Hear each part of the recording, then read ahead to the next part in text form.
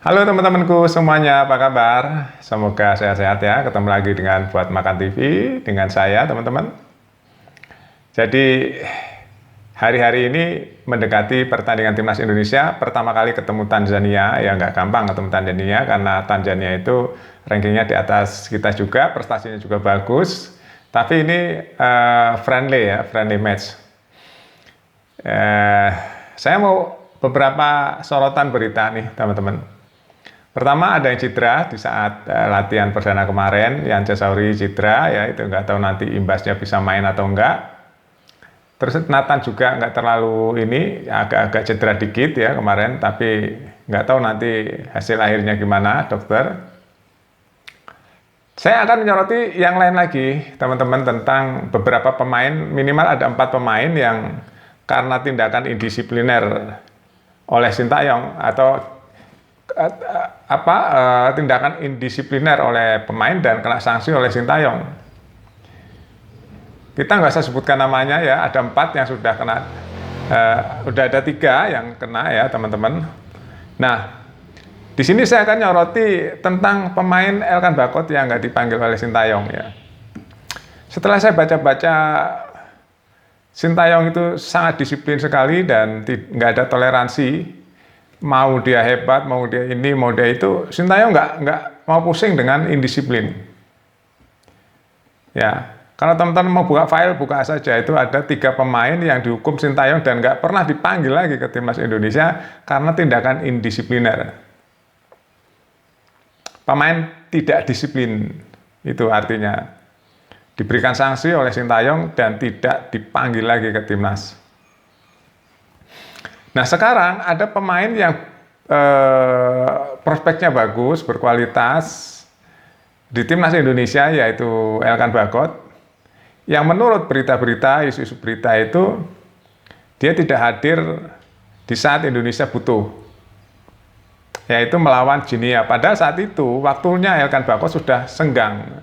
Sudah senggang itu artinya tidak main lagi di pertandingan di Eropa, dia sudah selesai pertandingannya, tapi dia tidak bisa hadir dan tidak ada respon dari IPIK saat dipanggil untuk membela timnas Indonesia. Nah, mungkin ya analisa beberapa warganet, karena sebab itu Sintayong hari ini nggak dipanggil. Tapi saya akan menyoroti track record Sintayong nih. Track record Sintayong kalau anak-anak asuhnya sudah tidak disiplin, dia nggak akan manggil, teman-teman.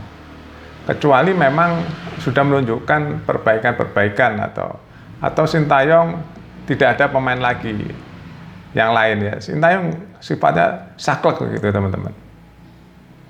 Saklek dia, nggak akan dipanggil. Nah ini contohnya aja. Di situasi penting seperti ini, Indonesia penentuan melawan Irak, melawan Filipina, Elkan Bagot nggak dipanggil.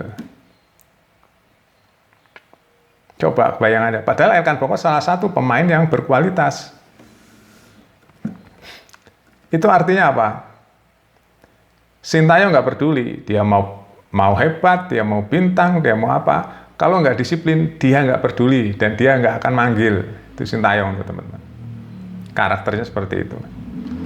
Karena biasanya ada pemain-pemain yang ini mungkin yang dia sudah merasa bintang, dia sudah merasa hebat, sehingga dia tidak disiplin, patuh dengan aturan-aturan pelatih kepala. Sintayong akan tegas itu, teman-teman. Itu yang saya dengar ya.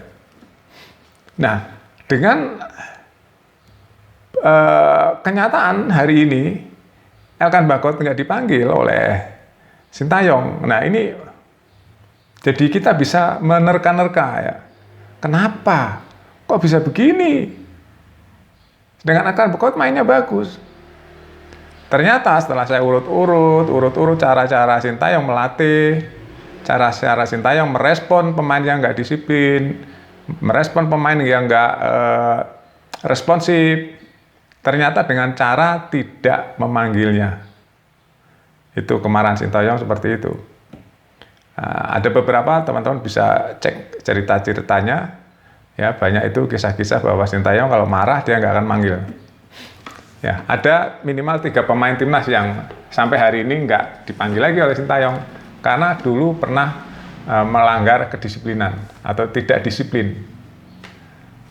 Seperti itu sakleknya hukuman dari Sintayong. Nah, pertanyaannya, apakah Elkan Bagot selamanya nggak akan dipanggil oleh timnas Indonesia? Ya, waktu yang membuktikan nanti. Sepertinya kalau sudah ada penggantinya, Elkan Bagot nggak akan dipanggil lagi oleh timnas Indonesia. Tuh teman-teman, saklek ya. Saklek hebat banget nih Sintayong mah. Dia pendiriannya kuat sekali pendiriannya. Dia prinsipnya kuat sekali.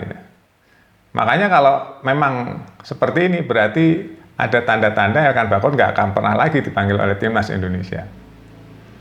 Ya, kalau ngelihat track record Sintayong terhadap pemain-pemain yang terdahulu yang melanggar disiplin ya. Jadi nggak tahu nih caranya gimana. Elkan Bagot akan dipanggil atau tidak. Nah, apalagi nanti kalau Calvin Verdong dia sudah masuk, ya, back Indonesia akan bertambah kan, pemain belakang. Nah, berarti Elkan Bagot akan tergantikan oleh pemain lain. Itu ya, teman-teman. Seperti itu sakleknya. Jadi ini ya, kalau menurut saya bagus juga ya. Disiplin tuh, kunci sukses itu kan disiplin. Kunci sukses seorang bintang itu teman-teman ya. Itu rendah hati dan disiplin. Bukan hanya bintang saja, di bidang apapun ya. Kunci sukses itu rendah hati dan disiplin. Di bidang usaha juga sama, rendah hati dan disiplin. Di bidang karir juga sama, seperti itu. Rendah hati dan disiplin. Sepak bola apalagi. Itu kalau nggak disiplin nggak akan hebat. Nggak akan hebat teman-teman. Pasti pelatih marah. Kalau dia nggak ngerti instruksi pelatih, ya nggak dipakai sama pelatih. Itu udah bukan rahasia. Nah, sepertinya ya, auranya itu Sintayong, ya Sintayong nggak akan panggil Elkan Bagot jika nggak ada sesuatu yang benar-benar dari Erick Thohir atau dari siapa gitu ya perintahnya. Saya rasa sulit ya.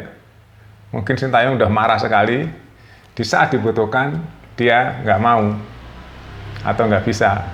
Saat itu Indonesia butuh sekali pemain belakang, nggak ada Rizky Ridho, nggak ada Justin Hubner. Sintayong, Elkan Bagot nggak bisa datang waktu itu. Padahal Elkan Bagot sudah tidak main di Eropa. Sudah selesai pertandingannya. Itu analisa ya teman-teman. Mudah-mudahan ini salah ya. Mudah-mudahan ini salah. Tapi analisa saya dengan kesaklekan si Sintayong ini, Elkan Bagot ke depannya nggak tahu ya dipanggil atau enggak. Ya mudah-mudahan dipanggil lagi ya, karena itu pemain yang masih muda dan berkualitas. Tapi ya semua ada di tangan Sintayong kan. Kita sebagai pendukung timnas, penggemar timnas, cuma ya bisa begini aja, menyuarakan, menganalisa, kenapa begini, kenapa begitu. Oke, itu saja teman-teman opini hari ini ya. Kita nanti update lagi, masih banyak berita yang saya bisa sharing. Ya, yang pasti kita dukung terus timnas Indonesia untuk menjadi lebih baik dan mendunia. Sampai jumpa.